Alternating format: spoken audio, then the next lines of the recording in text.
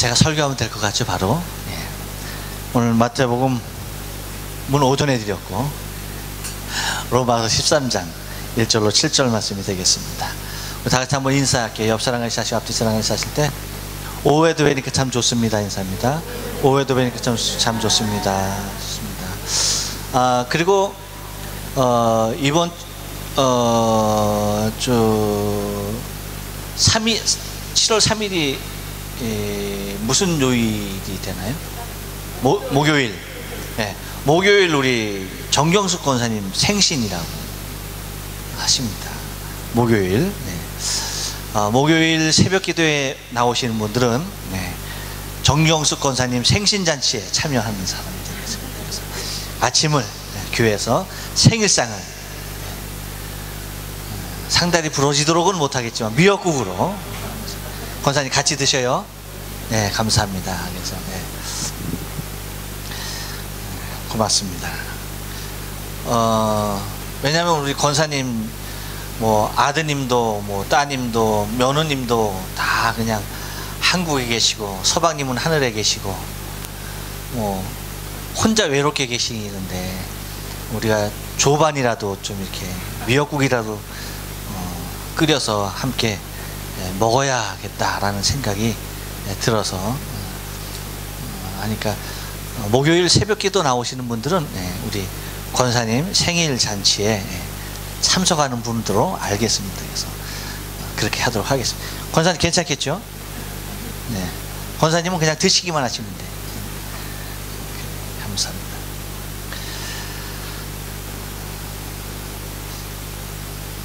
인사했나요? 점심 맛있게 드셨습니까? 감사합니다. 예. 점심 맛있게 드셨죠? 예, 감사합니다.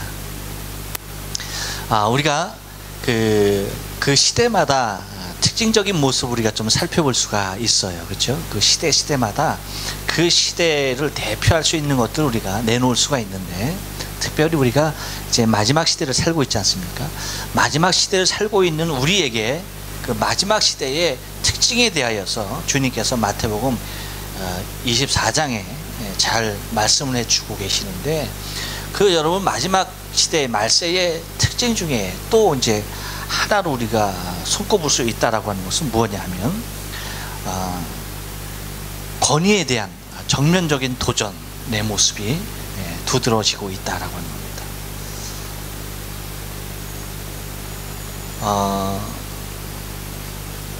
과거에는 한 사람이 권세를 잡으면 그 권세에 모든 사람들이 다 복종을 했었습니다. 그런데 요즘은 우리 스스로가 권세를 인정해 주고서도 거기에 대해서 수긍하지 아니하는 모습이 지금의 시대의 모습은 아닌가 싶어요. 여러분 옛날에 왕을 백성이 뽑았어요? 그랬나요? 여러분 일시조선 왕조를 여러분 국민들이 선택했어요? 아니죠. 예, 다 누구에 의해서입니까? 예, 왕권에 의해서 권세가 주어졌습니다. 근데 거기에 대해서 어떻게 합니까? 모든 백성이 그 권세를 인정하죠. 물론 때때로 난들이 일어났죠. 그래서 정부에 대한 도전적인 모습도 있었지만 그것은 아주 극미했던 것으로 우리가 바라보게 되어집니다. 근데 지금 우리나라를 비롯해서 일본도 이제 뭐 국왕은 있지만 총리가 다 하지 않습니까? 대통령제가 됐던 아니면 뭐 총리제가 됐던 어떤 모습을 했던 요즘은 권세가 어디로부터 나와요? 어디로부터 나옵니까? 국민으로부터 나오죠. 국민으로부터 나옵니다. 근데 그 국민으로부터 나온다라고 하는 것은 우리가 직접 우리의 손으로 우리의 지도자를 뽑는다는 것입니다. 그런데 우리가 뽑은 지도자를 향하여서 우리가 어떻게 하는 경우가 많아요? 잘한다 라고 인정하기가 매우 힘든 모습들이 굉장히 많게 여겨지고, 또한 거기에 대한 노골적인 불만을 토로할 때가 너무나도 많은 것을 바라보게 되어져요. 누구 손으로 뽑아놓고도, 예, 국민의 손으로 뽑아놓고도 국민들이, 예, 못마땅한 것을 바라보게 됩니다. 그러면 이렇게 얘기하죠. 나는 뽑지 않았는데요 라고 얘기합니다. 그렇죠? 그렇지만 대표성을 가진 것 아닙니까? 내가 뽑지 않았어도 똑같은 국민이 더 많은 수의 사람들이 그 사람을 지지해서 뽑았다고 한다면 우리는 그 권세에 대하여서 인정할 것을 인정해야 함에도 불구하고 그렇지 못하는 것이 현실적인 모습이다. 근데 여러분, 이러한 시대적인 풍조가 그냥 우리나라에서만 있다라는 모습으로 그냥 치부해 버리기보다는 우리가 이것을 좀 시대적인 모습으로 좀 우리가 시대를 읽기를 원하는데, 지금의 시대에 왜 푸드러지게 이러한 현상들이 일어나고야 마느냐라고 하는 것입니다. 여러분, 혹시 생각해 보셨어요? 그 이유가 무엇인지에 대해서? 죄송해요. 여러분들은 전혀 생각지도 않은 것에 대해서 여러분 생각해 봤냐라고 물어본다면 신뢰가 되는 줄로 생각이 됩니다. 여러분에게 큰 신뢰를 범했습니다. 지금 한번 생각해 보시겠어요? 이렇게 얘기하면 목사님 참 시치코이합니다 라고 얘기할 것 같아서 그냥 제가 넘어가겠습니다. 자, 그러한 시대가 지금인데, 그렇다고 한다면 이 말에 대해서 여러분은 좀 수긍하는 편이십니까? 그것도 아니고 저것도 아니고, 여러분 그냥 피곤하시죠? 날씨도 더워지고, 오늘 왜 이렇게 덥대요? 왜 이렇게 더운지 모르겠어요. 많이 더워요. 혹시 날씨가 더워서 열받으셨어요? 그렇지 않은 것 같은 모습인데도 불구하고 별로 이렇게 탐탁치 않아요. 제가 매주 올라와서 그렇습니까? 좀, 네, 다른 분들이 이렇게 매주 와서 좀 설교해 줬으면 좋겠죠? 아니요 하시는 분들은 굉장히 교회 재정에 대해서 민감하신 분들이 아니요라고 아주 그냥 고개를 살래살래 흔들면서 아이고 됐습니다라고 얘기하는 것 같아요. 그래요. 그러니까 여러분의 마음은 그거잖아요. 그러니까 돈 드는 건 싫고 돈 안 달고 그냥 하자니 아유 좀 그렇고, 그렇죠? 그럼 이것도 아니고 저것도 아니고 뭐라는 얘기예요? 무슨 얘기예요?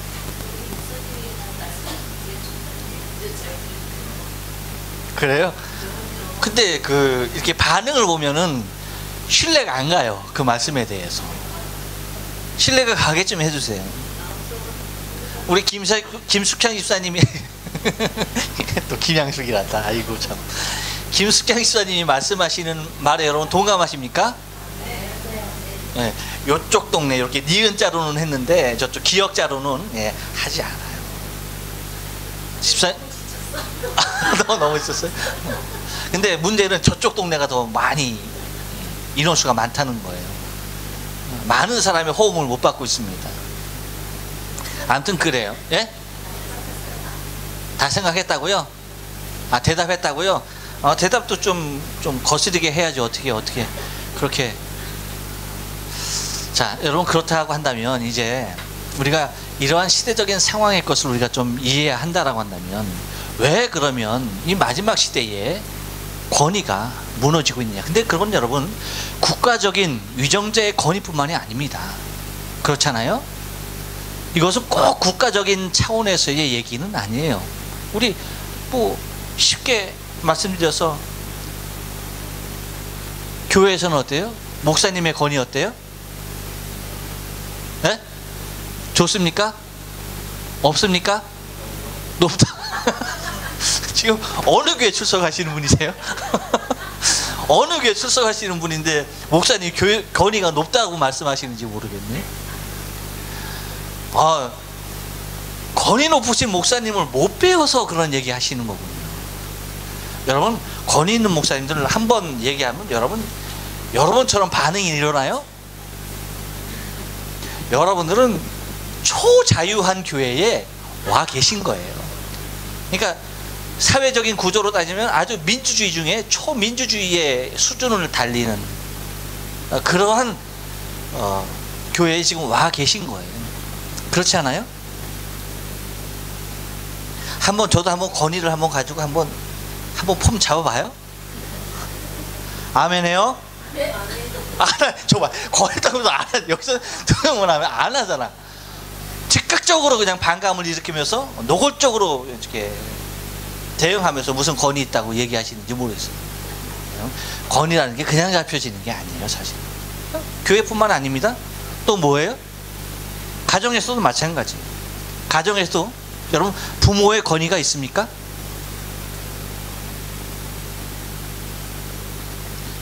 없어요. 옛날 같으면은 부모의 말씀이면은 여러분 말이 다 끝나기도 전에 즉각적으로 반응이 일어났습니다. 근데 요즘은 부모가 예전에 아이들이 부모에게 빌듯이 뭐 하나 그냥 해주세요, 주세요. 이거 그렇게 졸라야지 부모가 한번 까딱 움직일까 말까 한 그러한 모습이 이게 거꾸로 돼갖고 주객이 전도돼갖고 어떻게 부모가 자식에게 이것 좀 해줄래 말래 해줄래 부탁한다 가진각색으로 막 그냥 꼬셔도 뭐야 애들이 들어줄까 말까 한 그러한 시대가 지금의 시대예요. 근데 여러분 이런 총체적인 난국을 맞이하게 되어지는 이유가 어디 있다라고 생각하십니까? 이유가 다른 것 아닙니다. 한마디로 결론적으로 여러분에게 말씀드릴 수 있는 것은 복음의 권위가 땅에 떨어지고 있는 현상과도 동일합니다. 이것은 단순히 권세 잡은 자에게 또한 부모에게 또한 목사에게 어쩌면 지도자에게 순종하고 복종하는 차원에서의 문제가 아니에요. 우리 믿음의 사람들이 바라볼 것은 그러한 단순한 모습의 논리가 아니에요. 무엇이냐? 여러분 우리가 바라보고 있는 말씀에 대한 권위 또한 여러분 동일하게 땅에 떨어져 있다는 거예요. 과거에 여러분 제가 어렸을 때만 하더라도 제가 학생 때 신앙생활 할 때만 하더라도 주일날 무엇인가 물건을 사고 과자를 하나 사 먹는 것도 어떻게 했었습니까? 오죽하면 버스 타고 움직이는 것조차도 정말 어쩔 수 없이 그래서 교회에서 봉고차를 타고 여의도 광장에 가서 집회를 하면은 마음이 그래도 편하고 대중교통으로 가는 거는 여러분 그 집회 은혜 자리에 참석하는데도 그것이 마음으로 짐스러웠어요. 오늘 감사해요. 제가 사무실에 있는데 우리 권사모님께서 시원한 아이스 커피를 사다 주셨어요. 세훈이가 산 거예요? 세훈아 고마워. 세훈이가 샀군요. 권사모님이 갖고 온 거거든요. 배달 오신 거. 근데 여러분 맛있게 먹었지만 여러분 사는 사람이나 먹는 사람이 거기에 대해서 일체의 부담이 있어요, 없어요? 한 가지 마음은 있죠. 아리가또. 고마운 마음은 있어요. 그렇지만 부담은 느끼지 않아요. 꼭 그것이 물건을 사고 파는 것 이 자체를 갖다가 논하려고 하는 게 아닙니다. 우리가 쉽게 느낄 수 있는 예를 한번 찾아본 것 뿐이에요. 그런데 전반적인 하나님 말씀에서 그렇다는 거죠. 전반적인 하나님의 말씀에서 우리가 그 말씀의 권위가 복음의 권위가 우리 안에서 상실되어 가는 모습을 바라보게 된다는 거예요. 다시 말하면 말씀 중심의 복음 중심의 삶에서 다 어디로 돌아가고 있느냐? 여러분 잊지 마셔야 합니다. 다 자기를 위한 자기 중심의 모습으로 다 돌아가고 있는 거예요. 무서운 얘기입니다. 다 자기를 위하다 보니까 다 자기 중심적으로 판단하고 이해하다 보니까 그래서 아까 오전에도 사실은 여러분에게 뭐 오전 시간에서 길게 그 부분에 대해서는 말씀을 못 드렸지만, 여러분 결혼하는 것도 그래요. 얼굴 알고 결혼했어요? 그렇지 않아요. 처음 보는 모습입니다. 우리 할아버지 할머니 결혼하는 거 여러분 알고서 결혼한 거 아니에요. 모르고 그냥 첫날 밤에 얼굴 보는 거예요. 그럼에도 불구하고, 그 어려운 상황에서도 불구하고 여러분 이혼 생각이나 했었습니까? 자식 못 나서 쫓겨나기 전까지는 그 집에 귀신이 되었습니다. 그러던 모습이에요. 그런데 지금은 다 알고서 결혼하는 거예요. 얼굴 모르고 결혼하는 사람이 어디 있어요? 없지요. 다 알고, 가정 형편 알고, 그 사람의 성격 알고, 그 사람의 수입도 알고, 모든 것을 다 아는 상태에서 결혼을 합니다. 그럼에도 불구하고 여러분 결혼한 가정 중에 얼마가 갈라서고 있어요? 무서운 얘기예요. 얼마 전 통계만 하더라도 3분의 1 가정이 갈라선대. 근데 뭐 넘어섰죠. 그냥 결혼식장 여기서 이 홀에서 저 홀에서 결혼하면은 반은 이혼할 가정이라는 얘기죠. 문제입니다. 왜? 몰라서요? 아닙니다. 시대가 말하고 있습니다. 시대가. 그럼 어떤 시대냐라고 할 때에 모든 권위가 땅에 추락하는 시대. 다시 말하면 다 자기 중심적으로 이해하고 판단하고 생활하는 시대가 지금의 시대라고 하는 겁니다. 그렇기 때문에 남편의 권위에 대해서 인정하지 않아요. 나름 여러분 남편의 권위만 있는 것이 아니죠. 옛날엔 부인에 대한 권위도, 남편으로서 부인에 대한 권위를 충분히 인정했습니다. 그래서 뭐라고 말합니까? 부인. 옆 사람이 예의 봐요. 부인 하면서 정중하게 의사를 표현했습니다. 지금이야 야. 아이고 참, 사는 건지 아닌 건지 모르죠. 그렇죠?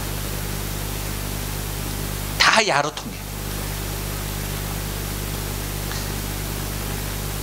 놀랐지 그날, 지난 주일날. 그치? 여기 지나가다가 차 안에서 어떤 미친놈이 야 하는 바람에 놀랐지. 모두 다 야야. 지나가고 나서 그랬다 내가? 타 그랬다? 이제 알아? 그런 시대입니다.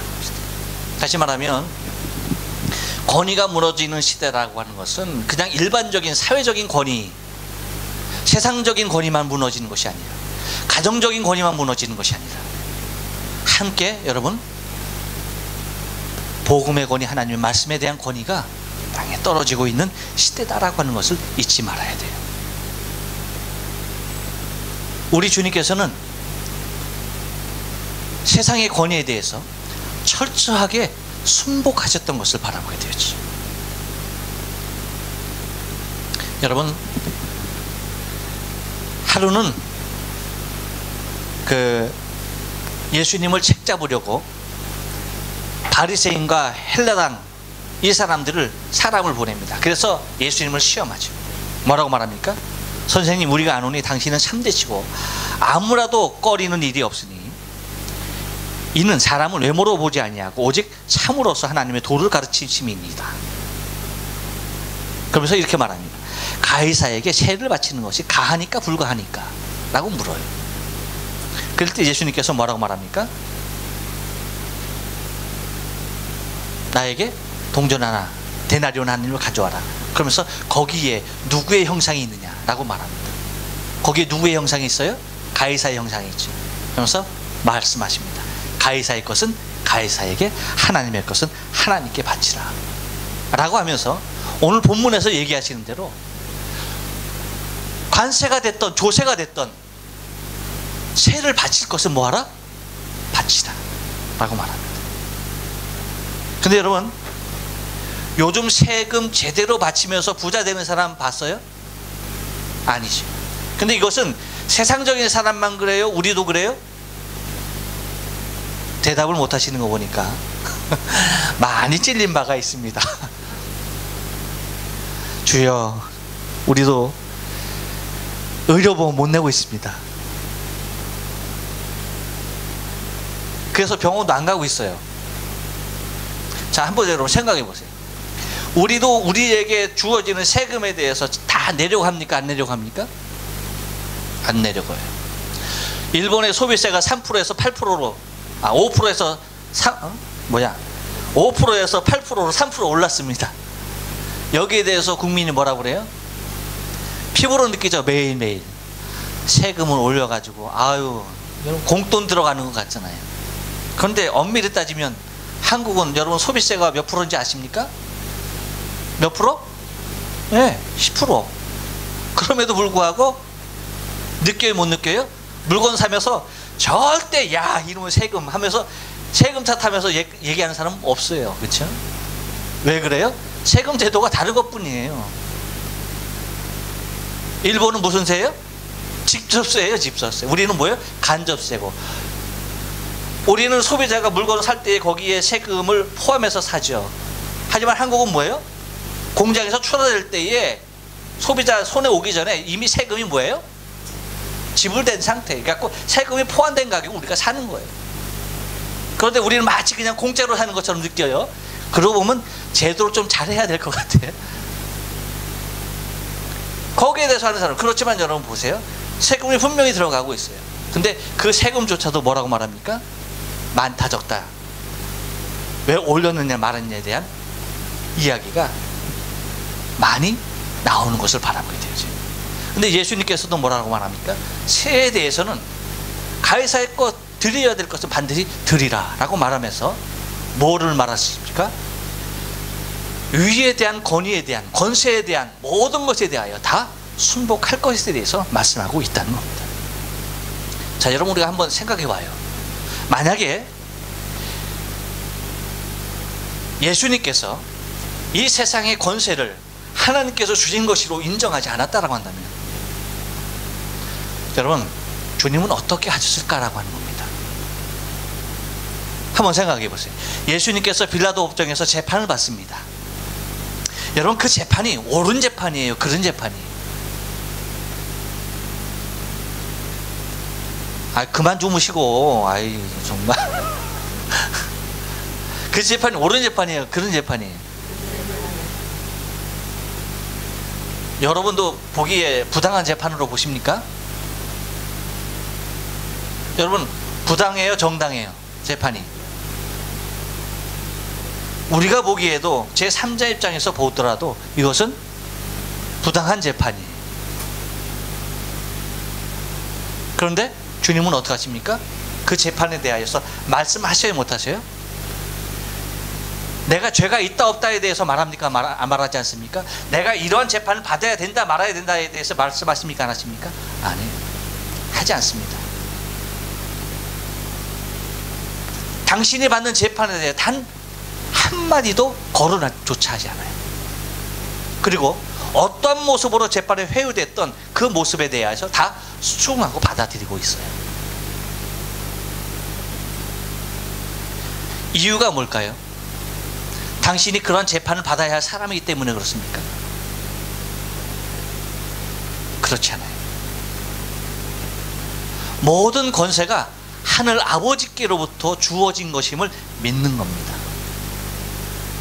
이것은 무엇과도 동일하냐면 역사의 주인 되신 분이 하나님이시라는 것을 인정하는 것과 똑같아요. 역사의 주인이신 하나님께서 그 시대마다 이 세상을 주관하는 자들을 세우신다는 모습과 또한 그들을 통하여서 이 세상을 주님께서 이끌어 가신다는 사실에 대한 100% 순복의 모습입니다.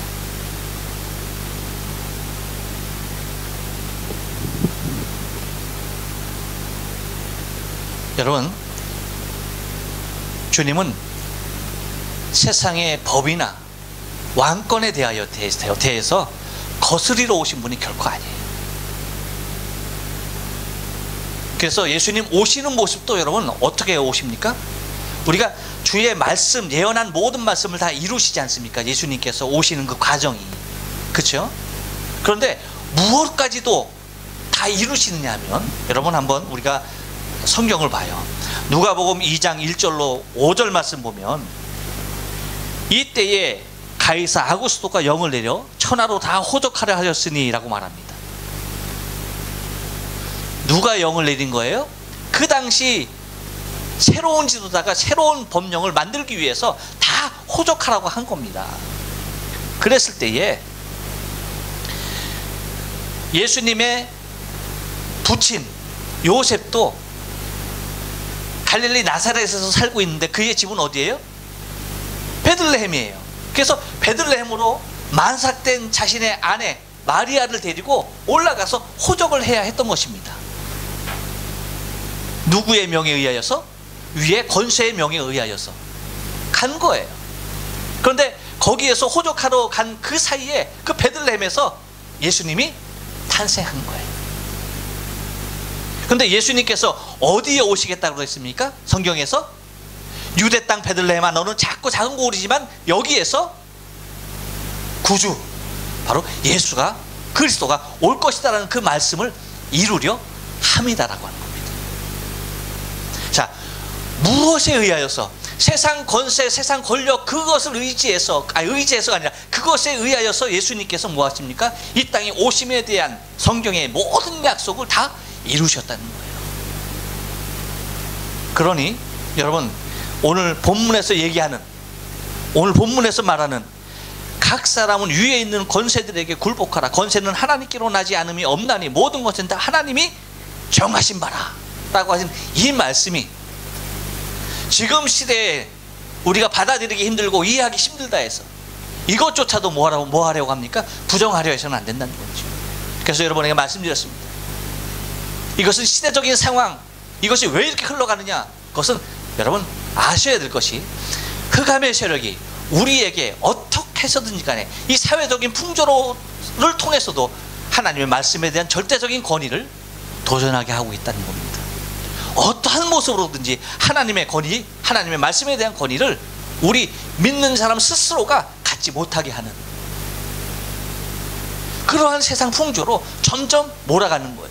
그러면서 여러분 마지막 때는 다 누구 중심으로? 다 나 중심으로, 다 인간 중심의 세상, 하나님 중심의 세상이 아니라 다 인간 스스로를 위한 이기적인 세상으로 만들어 간다라고 합니다.